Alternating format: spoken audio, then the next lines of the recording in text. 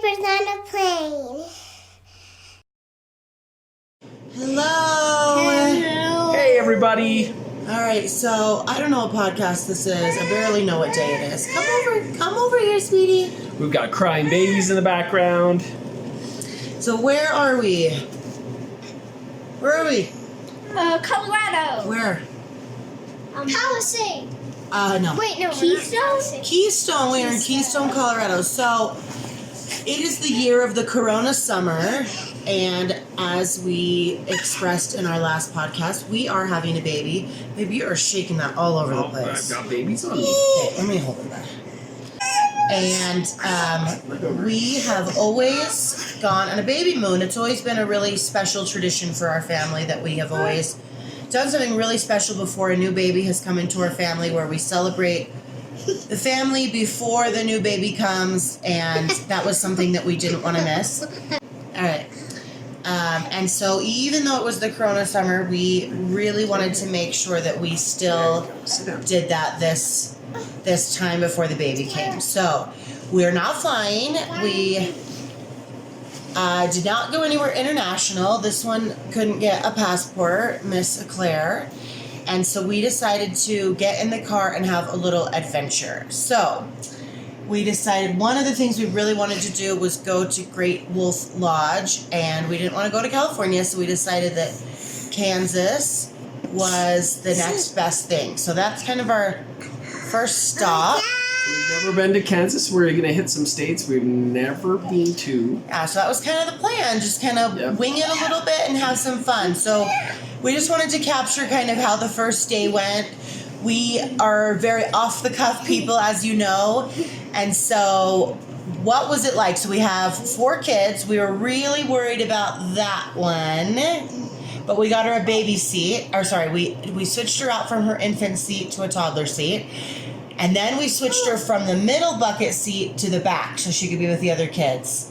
And she likes it a lot better, huh? Yeah, but she's still going in my car. So she's doing surprisingly well. Yeah. So we drove an extraordinary long time. We left Utah about noon and drove literally, well, we had stops, but it ended up being about 12 hours of driving unintentionally. Yeah.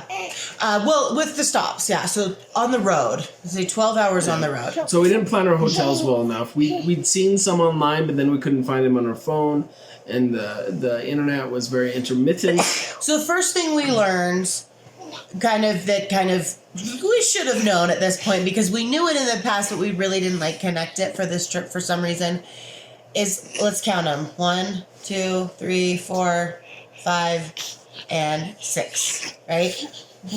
We can't just go off the side of the road and get a hotel, right? We have to do some more strategic planning, and we are not super familiar with hotel chains, but we do like the Hyatt. This is not a plug. This is not an endorsement. So Hyatt Place is a big fan of ours because they usually have 2 queen beds or a king bed and a fold-out couch that can usually sleep 3 kids on it. So I'm just going to say it right now before I forget.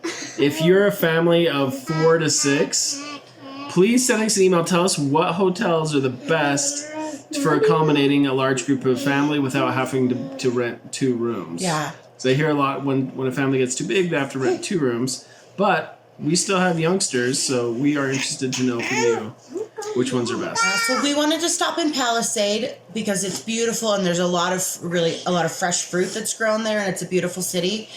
And so when we got to Palisade, we were kind of spent. We were really done. We had hoped to get all the way to Denver for our first day, but after we hit Palisade, we were like, let's just find a hotel. So and we went to this peach. It's called Palisade Peach Shack, and all the fruit was ripe, so they were the best. So it tasted like the best thing in the world. yeah. So what else did we get beside peaches? So cherries. Yeah, they were Apples so and good. cherries, and they were so ripe. They were. So we Couldn't even say the cherries that were too ripe. We had to eat them all in a day. we didn't. We have some more for this morning. And we ended up having a little more. How many peaches did we end up eating? Oh, Yeah, we had We had like 10 peaches, and they were gone in a split second. They were, we complain every time we get peaches because they always end up getting bruised by the time they're ripe. And so we were really looking forward to the chance to get fresh off the tree ripe peaches. Miss, stop. All right, so from Palisade, we were trying to find a hotel. I was calling all of them, and you're up and down the canyon and the mountains, and your service is in and out, and it's super frustrating. I was just trying to call and ask, like, how many beds do you have? Do you have a room with this many beds? Do you have a room with this many beds? And if you've got teenagers, getting 2 rooms might not be that big of a deal, but we don't have teenagers, and we would rather not pay for 2 rooms, we'll just be honest. So anyway, we ended up going to our standard Hyatt, which meant we had to go all the way to Keystone. But we're glad we pushed through. The kids ended up falling asleep, and it ended up being really good. Yep. So we got a good night's rest. I'm ready to hit the road. We're going to try and make it to as close to Kansas City as we can tonight. And hopefully stop at some monuments and some sites that we can do some quick little outdoor stuff, vlog updates. Yeah, we're trying. So our whole goal in this trip is to stay clear of people and all the crazy pandemic stuff. Yeah. So our goal is to stay safe and away from all the action, as it were. But still be able to see this beautiful earth that we love, that we travel a little explore. bit. Yeah. So just a couple other notes. We did mention the baby. So she's doing really well. We did a lot of trivia. So every time we would pass through a city, we tried to guess what the population is. And then we had some Reese's Pieces, and whoever won got 10 Reese's Pieces, and then the baby got extra. So FYI, Floy, Utah has 935 people in it. Yeah, that was a good one for Who us. knew? We found a lot of ghost towns, which we wouldn't have known if we hadn't been playing our trivia game. Fruita, Utah has 0 population because they abandoned it in 1955. Yeah. Because it became part of Canyon's Rimland. So there's not only a Fruita, Utah, but there is a Fruita Colorado. Yeah. All right, so 3 times. Okay, so we are learning a lot of trivia. We are working on our state capitals. Yep. Mr. Widmore here knows the capital of both Utah and Colorado. He has won that trivia. And is there anything else? I think it's pretty chill. No, I think the theme of this little episode, we weren't sure what we're going to talk about exactly, but I think it's how to find a hotel for a family at last minute.